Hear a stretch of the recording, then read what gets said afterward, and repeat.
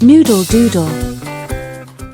मुक़द्दस महीना रमज़ान आ चुका था और पूरा मोहल्ला खुशी से जगमगा रहा था।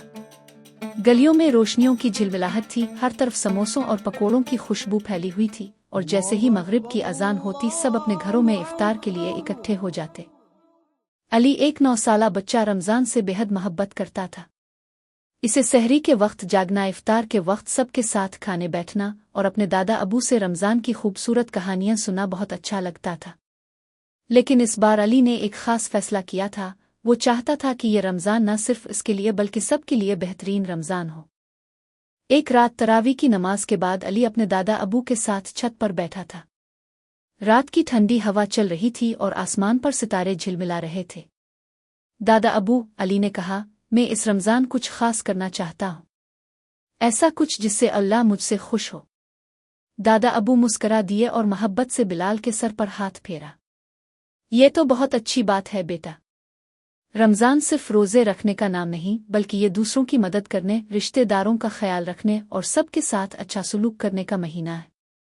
अली ने सोचते हुए कहा, तो मैं इस रमज़ान अपने रिश्तेदारों और मोहल्ले के लोगों की मदद करूंगा। दादा अबू ने खुश होकर कहा, यही रमज़ान की असल रूह है मेरे बच्चे। जाओ और अल्लाह तुम्हें इसका बेहतरीन अजर दे। अगली सुबह अली सबसे पहले अपनी खाला के घर गया जो अकेली रहती थी और घर के कामों में मुश्किल महसूस करती थी। खाला, आज मैं आपके घर की सफाई करूंगा और आपके साथ इफ्तार भी तैयार करूंगा, अली ने खुशी से कहा। खाला बहुत खुश हो गई। अरे अली, ये तो बहुत अच्छा किया, अल्लाह तुम्हें कामयाब करे। अली ने फर्श साफ किया, फर्नीचर झाड़ा और यहाँ तक कि इफ्तार के लिए फल भी काटे। जब मगरिब की अजान हुई तो खाला के साथ इफ्तार करते हुए इसे बहुत खुशी महसूस हुई। अगले दिन वो साथ वालों के घर गया जो बीमार थे। अली ने उनके लिए फल और दवाएं खरीदी। बेटा, तुम वाकई बहुत अच्छे दिल के हो, अंकल ने मुस्करा कर कहा। अली को महसूस हुआ कि रिश्तेदारों और हमसाइयों का ख्याल रखना न सिर्फ उन्हें खुश करता है बल्कि हमें भी उनके करीब ले आता है।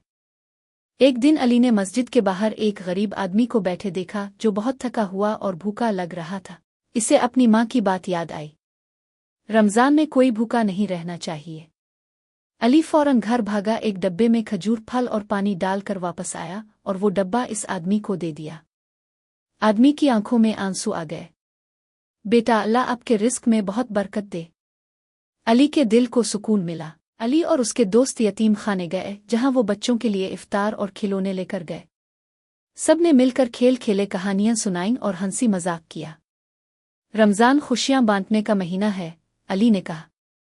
यतीम बच्चों के चेहरे खिल उठे और अली ने जाना कि मोहब्बत और मेहरबानी सबसे खूबसूरत तोहफा है। एक शाम अली ने अपने पड़ोसी रफ़ीक अंकल को भारी सामान उठाते देखा। अली फौरन दौड़कर उनकी मदद करने पहुंचा।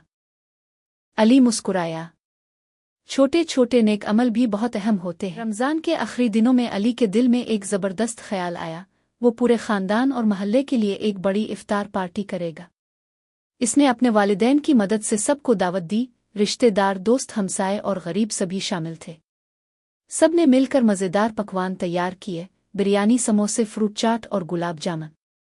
जब मगरिब की अजान हुई सब ने एक साथ इफ्तार किया। हर तरफ मुस्कुराहटें, दुआएं और खुशियां बिखरी हुई थीं।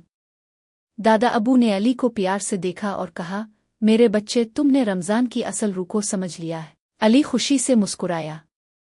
ये वाकई इसका सबसे बेहतरीन रमज़ान था।